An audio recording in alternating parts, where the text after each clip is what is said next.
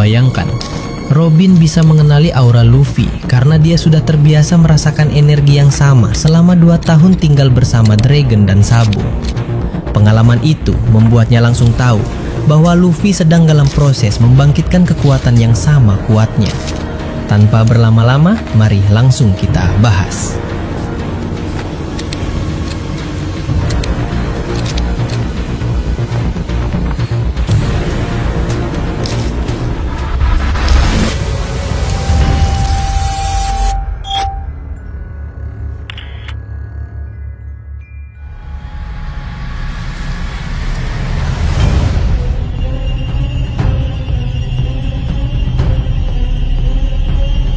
Melanjutkan pembahasan sebelumnya, langit di atas pulau raksasa Elbaf kini tidak lagi berwarna biru cerah seperti biasanya.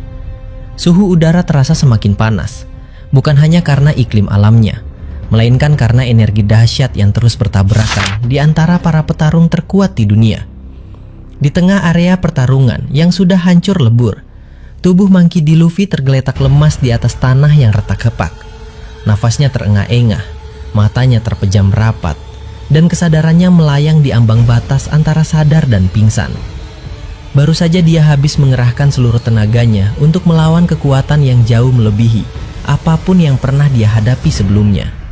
Sementara itu, Im Sama, sosok penguasa tertinggi yang mengendalikan seluruh jalannya pemerintah dunia, masih melayang tenang di ketinggian. Di tangannya tergenggam erat Bisento raksasa yang memancarkan energi gelap yang menyesakkan dada. Di hadapannya berdiri 4 orang kru topi jerami yang sudah kelelahan, namun tetap tidak mundur selangkah pun. Jinbe, Franky, Brook, dan Usopp.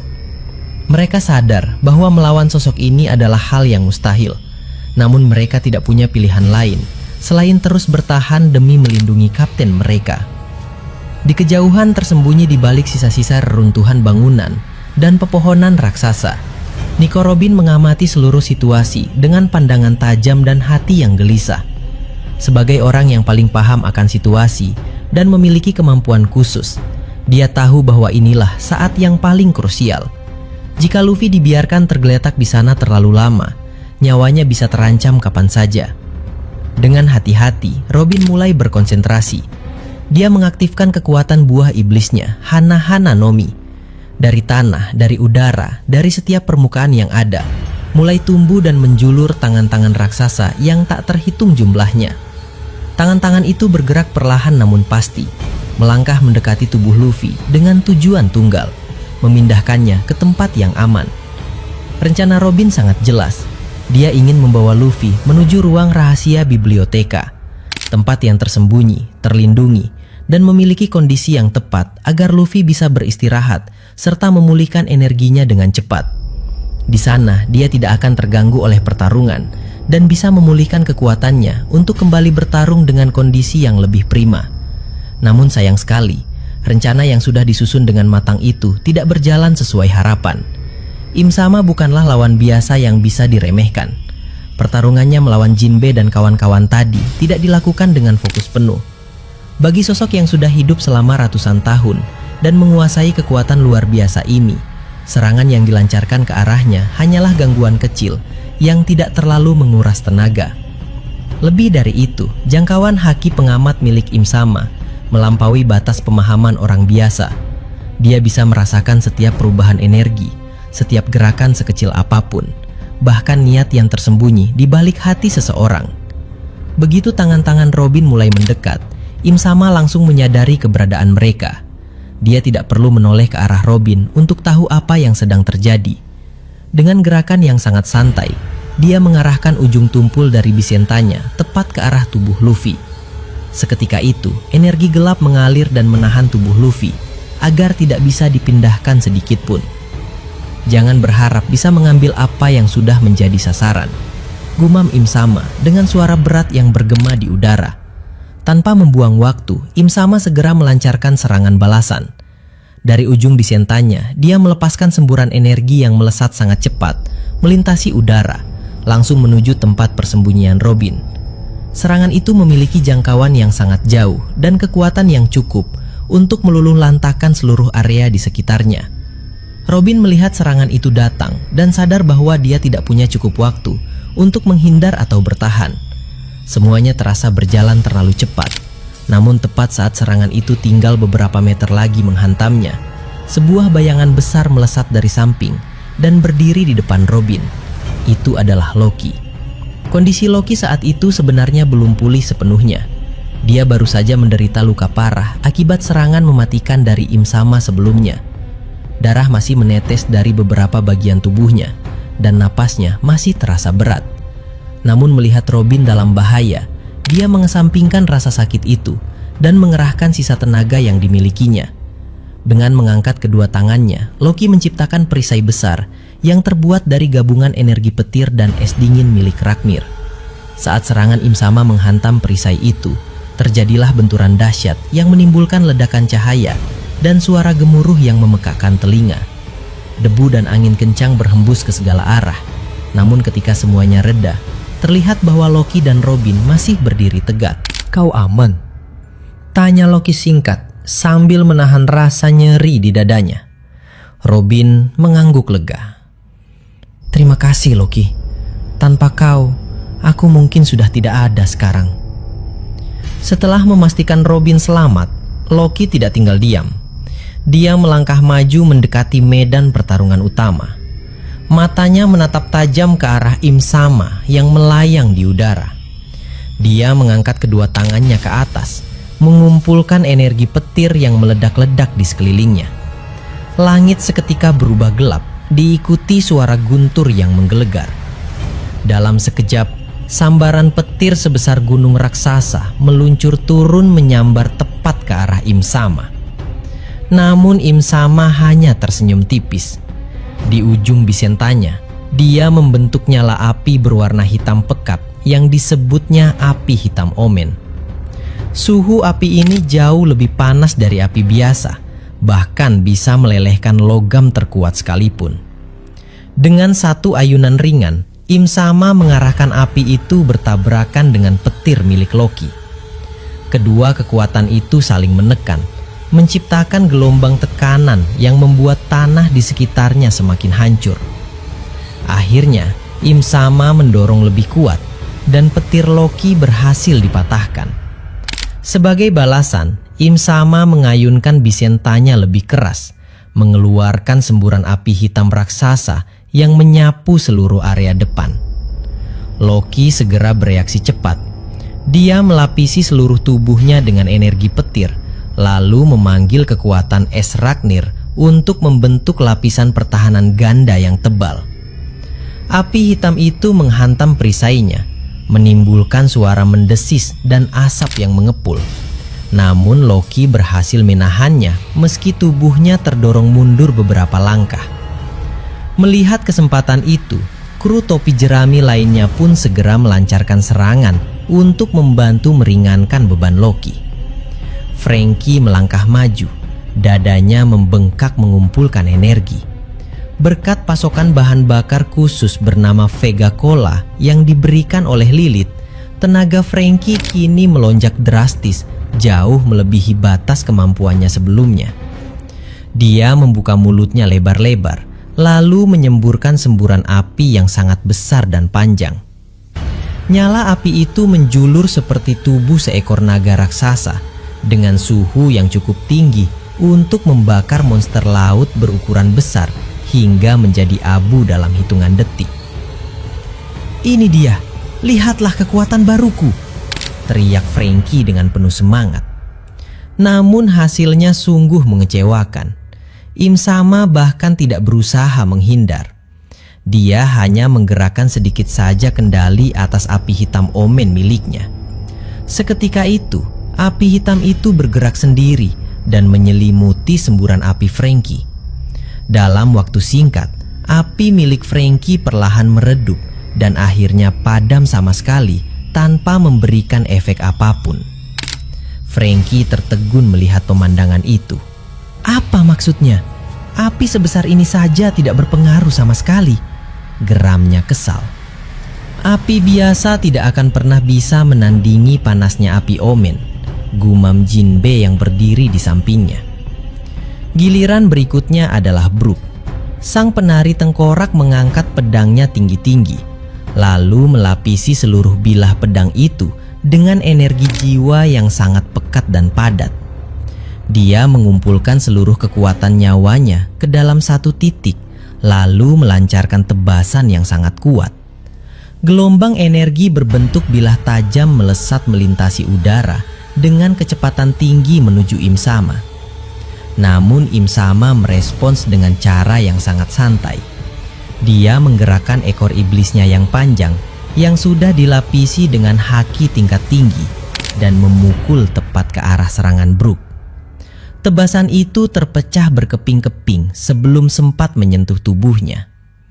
Sambil tetap memegang Bisento dengan satu tangan, Im Sama memukulkan gagang senjatanya ke udara, menciptakan gelombang kejut yang mendorong Loki dan kru lainnya mundur beberapa langkah. Setelah Loki kembali memantapkan posisinya, Jinbe segera melompat maju menggantikan posisinya. Sebagai ahli karate manusia ikan terbaik, Jinbe mengandalkan kekuatan fisik dan penguasaan elemen argen air yang luar biasa. Dia menggerakkan tangannya dengan kecepatan tinggi, melancarkan rentetan pukulan bertubi-tubi yang diselimuti energi air untuk melipat gandakan kekuatan dan keredetangannya.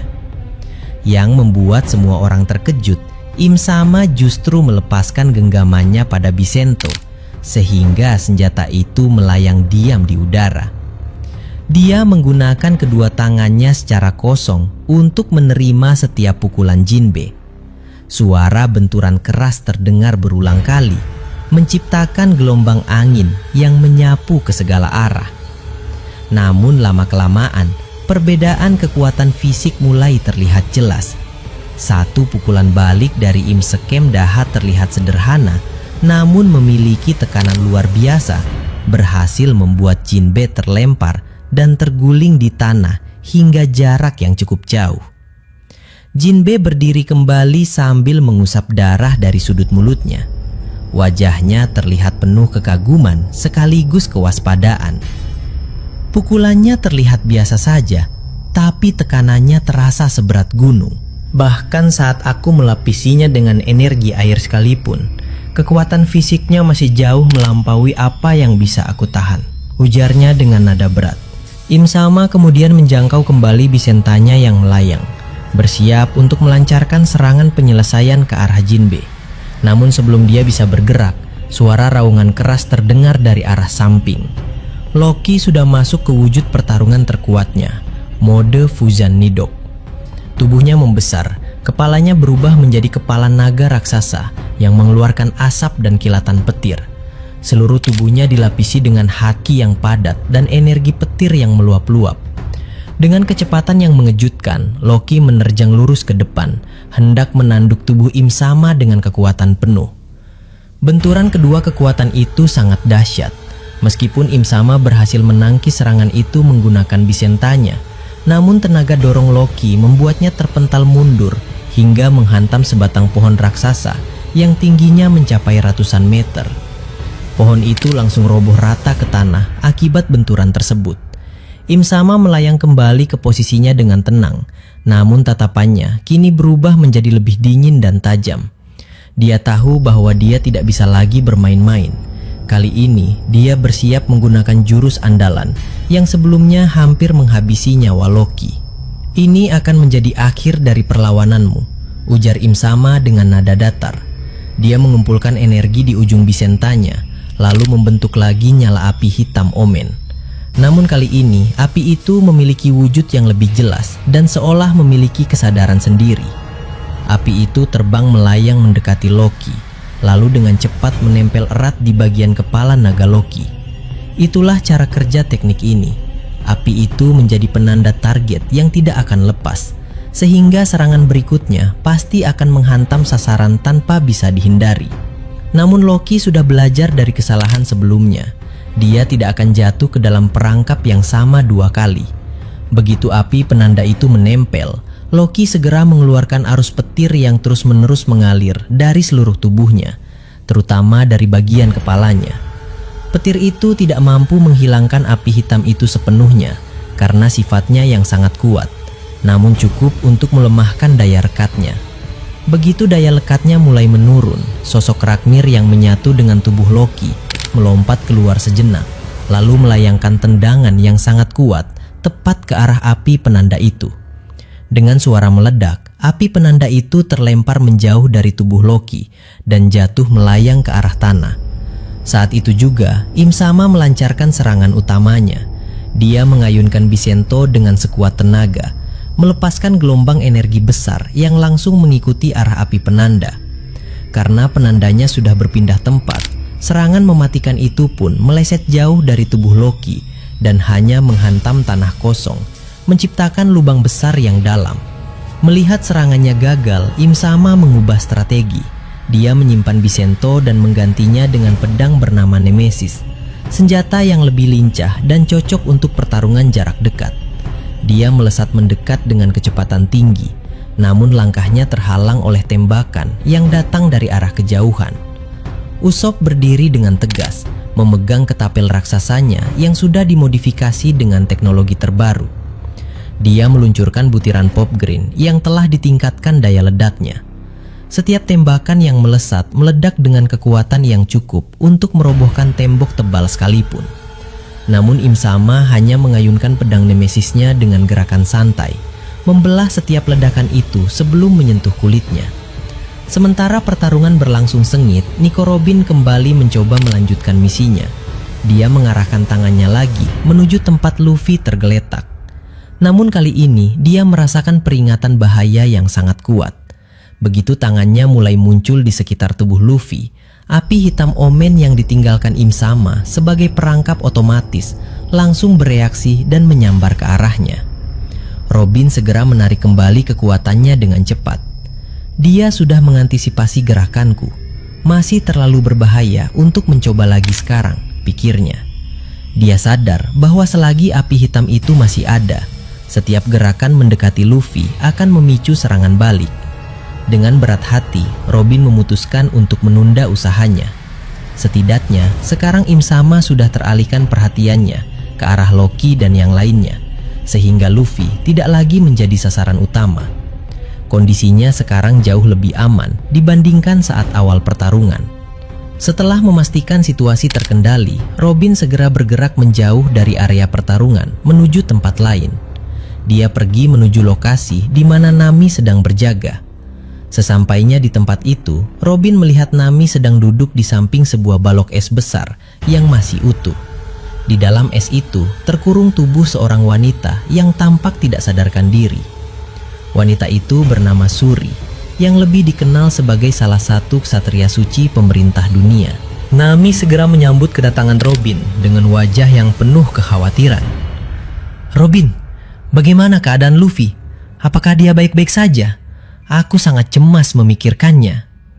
Robin mendekat, lalu duduk di samping Nami sambil menenangkan hatinya sendiri. Dia menggeleng pelan, lalu berbicara dengan nada tenang namun penuh keyakinan. "Tenanglah Nami, jangan terlalu terburu-buru merasa putus asa.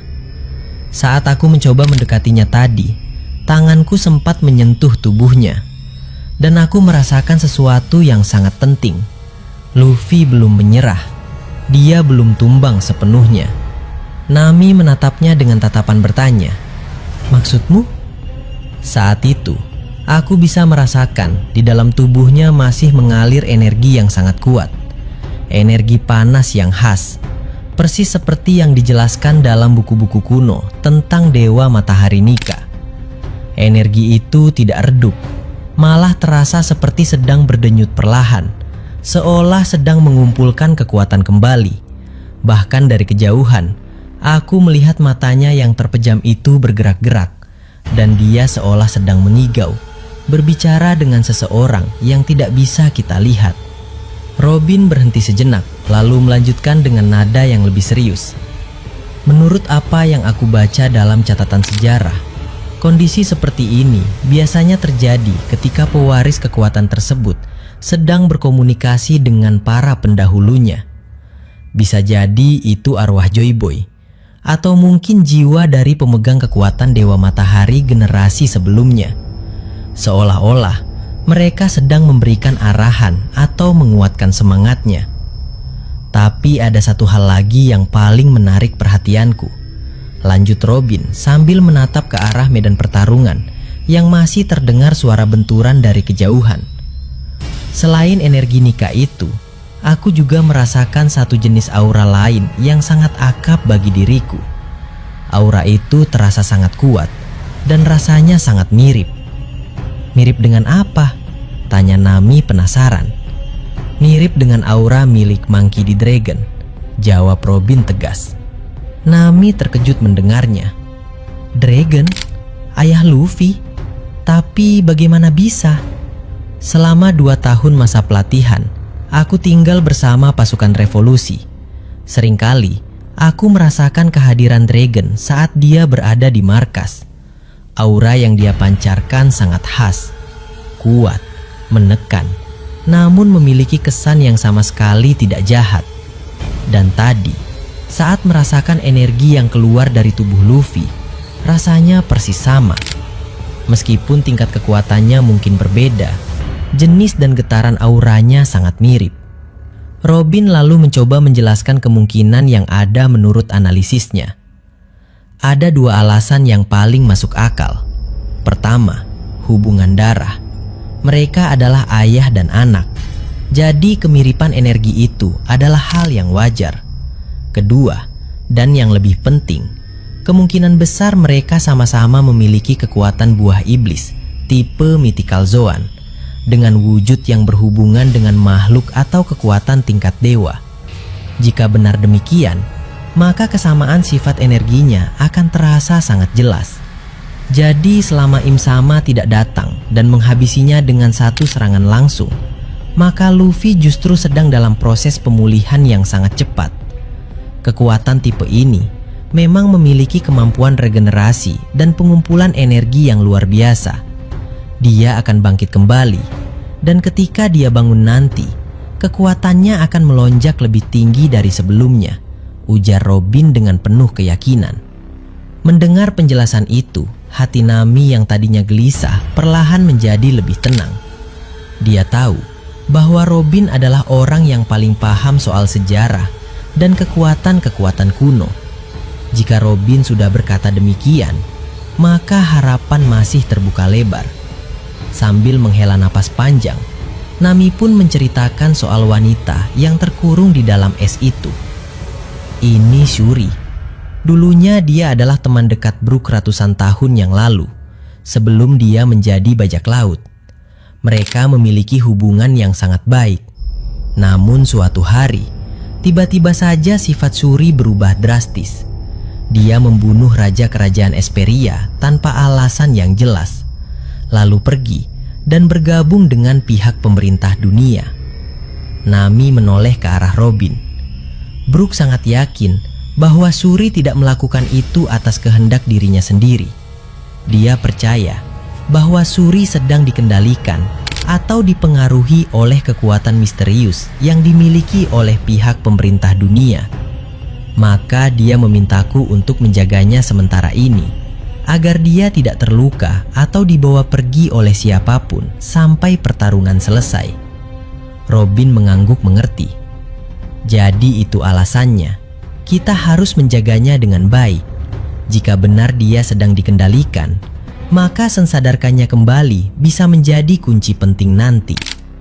Belum sempat percakapan mereka berlanjut, tiba-tiba muncul sosok asing dari balik semak-semak raksasa. Sosok itu adalah seorang raksasa muda, bertubuh lebih ramping dibandingkan raksasa umumnya, dengan penampilan yang sedikit mirip dengan Rod.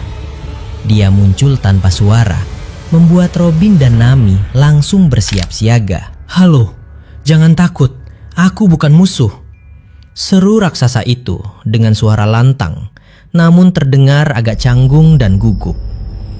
Dia memperkenalkan dirinya, berasal dari sebuah desa di wilayah selatan Elbaf. Meskipun caranya bicara terlihat aneh dan kurang percaya diri, dia mengaku dirinya adalah petarung yang cukup terampil dan datang untuk membantu melindungi pulau mereka. Robin dan Nami tetap waspada, namun membiarkan dia mendekat karena tidak merasakan niat jahat yang keluar dari tubuhnya. Sementara itu, di tempat lain yang jauh dari Elbaf, peperangan ternyata tidak hanya terjadi di satu tempat saja. Konflik ini meluas ke seluruh penjuru dunia. Di salah satu pulau yang menjadi markas sekutu utama pasukan revolusi, suasana kini berubah menjadi kacau balau. Pulau itu diserang secara tiba-tiba oleh kelompok bajak laut dan penjahat kelas berat yang kini bekerja sama dengan pemerintah dunia. Di antara mereka ada Sasaki, mantan komandan kelompok bajak laut hewan, serta seorang kapten bajak laut dari suku lengan panjang yang kekuatannya setara bahkan sedikit melebihi Sasaki. Mereka datang bukan tanpa alasan. Pemerintah dunia menawarkan imbalan yang sangat besar dan jaminan keamanan bagi mereka yang bersedia bekerja sama menyerang markas-markas sekutu pasukan revolusi. Tawaran itu terlalu menggiurkan untuk ditolak oleh para penjahat yang mementingkan keuntungan semata. Namun kedatangan mereka tidak berjalan mulus. Sebagai penjaga dan pelindung wilayah itu, Komandan Karasu sudah menunggu kedatangan mereka. Sosok yang menjadi salah satu komandan terkuat di pasukan revolusi itu berdiri tenang di tengah lapangan terbuka, dikelilingi oleh awan jelaga hitam yang terus berputar mengelilingi tubuhnya. Kalian berani menginjakan kaki di sini. Salah pilih tempat untuk mencari nafkah, ujar Karasu dengan nada dingin. Sasaki hanya tertawa keras. Hahaha. Apa yang bisa dilakukan oleh komandan revolusi sepertimu sendirian? Serang dia. Sasaki segera mengaktifkan kekuatan buah iblisnya, berubah menjadi wujud penuh mythical zoan Triceratops. Tubuhnya membesar, kulitnya menjadi sekeras baja, dan tanduknya yang tajam memancarkan energi siap menghancurkan apapun yang dilewatinya. Dia menerjang ke depan dengan kecepatan tinggi, mengarahkan ujung tanduknya tepat ke arah Karasu. Namun Karasu tidak tergesa-gesa. Dia mengumpulkan seluruh jelaga yang ada di sekelilingnya, lalu membentuknya menjadi baju zirah yang sangat rapat dan kokoh yang menutupi seluruh tubuhnya. Baju zirah ini bukan hanya berfungsi sebagai pertahanan, melainkan juga melipat gandakan kekuatan fisik dan kecepatan gerak Karasu secara signifikan. Begitu Sasaki mendekat, Karasu melompat menghindar dengan gerakan yang sangat lincah. Sebelum Sasaki bisa mengubah arah serangannya, Karasu sudah melayang di atas punggungnya. Dengan satu gerakan tangan yang kuat, dia menangkap tanduk Sasaki, lalu mengayunkan tubuh raksasa itu ke udara dan membantingnya ke tanah dengan keras. Suara benturan yang keras menggema, menimbulkan lubang besar di tanah. Belum sempat Sasaki bangkit, Kapten Lengan Panjang segera melangkah maju untuk menggantikan posisinya. Dia mengandalkan panjangnya lengan dan kecepatan gerakannya yang luar biasa, melancarkan rentetan pukulan cepat dari jarak jauh maupun dekat. Namun berkat peningkatan kemampuan dari baju zirah jelaganya, Karasu bisa menghindari setiap serangan dengan mudah, seolah-olah gerakan lawannya terlihat sangat lambat di matanya. Setelah menemukan celah, Karasu menangkap salah satu lengan lawannya, lalu menariknya dengan kuat sekaligus memutar tubuhnya, membanting Kapten Lengan Panjang itu ke tanah dengan kekuatan yang sama seperti yang dia lakukan pada Sasaki. Kedua penyerang itu kini tergeletak lemas, terkejut melihat betapa kuatnya lawan yang mereka hadapi. Ternyata rumor itu benar. Komandan revolusi ini memang jauh lebih tangguh dari yang kami bayangkan, gumam Kapten Lengan Panjang sambil menahan nyeri. Memang bukan rahasia lagi di kalangan orang-orang yang paham akan kekuatan dunia.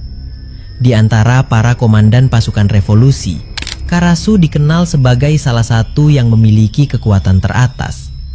Tingkat kekuatannya hanya terpaut sedikit di bawah tangan kanan Dragon, yaitu Sabo. Sementara komandan lainnya seperti Lindbergh, Morley, Belobetti, dan Ivankov masih berada satu tingkat di bawahnya. Tidak heran jika dia mampu mengalahkan dua lawan kuat sekaligus dengan relatif mudah. Di tempat lain, pertarungan lain juga sedang berlangsung sengit. Di salah satu wilayah yang menjadi pusat kegiatan pasukan revolusi, Belobetti sedang berhadapan dengan Black Maria, mantan komandan kelompok bajak laut hewan yang juga kini memihak pemerintah dunia. Awalnya pertarungan itu terlihat biasa saja, dengan kedua wanita itu saling bertukar serangan dengan gerakan yang standar. Namun suasana berubah drastis saat Belo Betty mulai meningkatkan intensitas serangannya. Dia mengeluarkan kemampuan yang mengejutkan banyak orang. Pertama, dia melancarkan serangan dengan teknik karate manusia ikan yang sangat terampil. Gerakannya tepat dan kuat, membuat Black Maria terkejut dan terpaksa mundur untuk menghindar. Dari mana dia mempelajari teknik ini? Pikir Black Maria dalam hati. Setelah itu, Belo Betty melompat tinggi, lalu melayangkan kakinya dengan kecepatan luar biasa. Gelombang bilah udara yang tajam meluncur menuju lawannya. Itu adalah teknik Rankiaku, salah satu dari 6 teknik bela diri Rokushiki yang biasanya hanya dikuasai oleh pasukan elit pemerintah dunia. Serangan itu membuat Black Maria semakin terdesak. Dia sadar bahwa dia tidak bisa lagi bermain-main. Akhirnya, dia mengaktifkan wujud penuh kekuatan buah iblisnya, berubah menjadi wujud raksasa yang memiliki ciri khas laba-laba untuk melawan Belo Betty dengan kekuatan penuh. Sementara itu, pasukan revolusi juga tidak hanya bertahan saja. Mereka melancarkan serangan balasan ke markas-markas organisasi bawah tanah yang terbukti bekerja sama dengan pemerintah dunia. Salah satu serangan dipimpin oleh kelompok prajurit dari suku Lunaria yang memiliki kemampuan terbang dan mengendalikan api yang sangat panas. Dari langit, mereka menghujani markas musuh dengan serangan api yang membakar seluruh area pertahanan. Setiap tembakan balasan dari pihak musuh tidak mampu menembus ketahanan tubuh para prajurit Lunaria. Pemimpin mereka langsung meluncur turun menuju gedung utama untuk menangkap pemimpin kelompok itu secara langsung. Sementara anak buahnya tetap menjaga area luar agar tidak ada yang bisa melarikan diri. Di pulau lain lagi, kabar datang bahwa Kapten Kuro, mantan musuh Luffy yang dulu berkuasa di desa Sirop, kini juga bergerak menyerang salah satu pulau sekutu. Namun di sana dia akan menemukan lawan yang jauh lebih tangguh dari yang dia duga. Di pulau itu sudah menunggu Koshiro, pendekar pedang hebat yang juga merupakan guru Zoro saat masih muda. Setelah pertarungan besar di markas besar lautan beberapa waktu lalu, Koshiro membuktikan bahwa usianya tidak mengurangi kemampuannya sedikit pun. Dia masih memiliki ketajaman mata dan kecepatan tangan yang luar biasa. Dia datang ke pulau itu atas permintaan temannya yang menjadi penguasa wilayah itu, sekaligus ingin mengasah kemampuannya lagi. Sangat menarik untuk melihat bagaimana pertarungan nanti berlangsung, mengingat Kapten Kuro juga telah melatih kekuatannya selama 2 tahun terakhir dan kini memiliki kemampuan yang jauh lebih hebat dibandingkan masa lalu. Dan di Pulau Kamabaka, markas utama pasukan revolusi, suasana terasa lebih tenang namun tetap tegang. Dragon, pemimpin tertinggi organisasi itu, baru saja terbang meninggalkan pulau sendirian.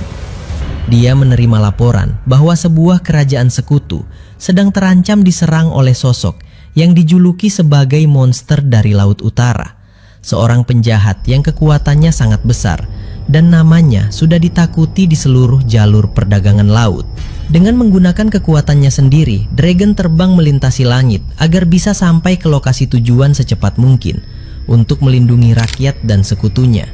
Sementara itu, di markas yang ditinggalkan pemimpinnya, Sabo yang baru saja kembali dari misi lain, segera mengambil alih kendali.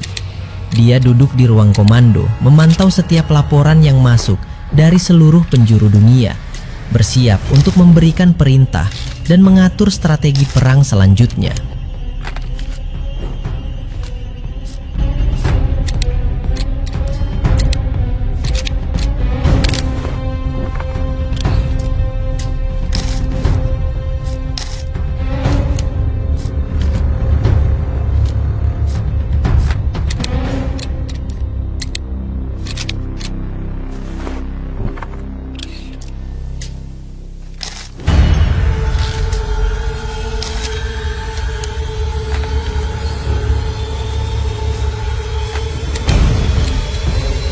Terima kasih sudah menyaksikan video ini sampai selesai.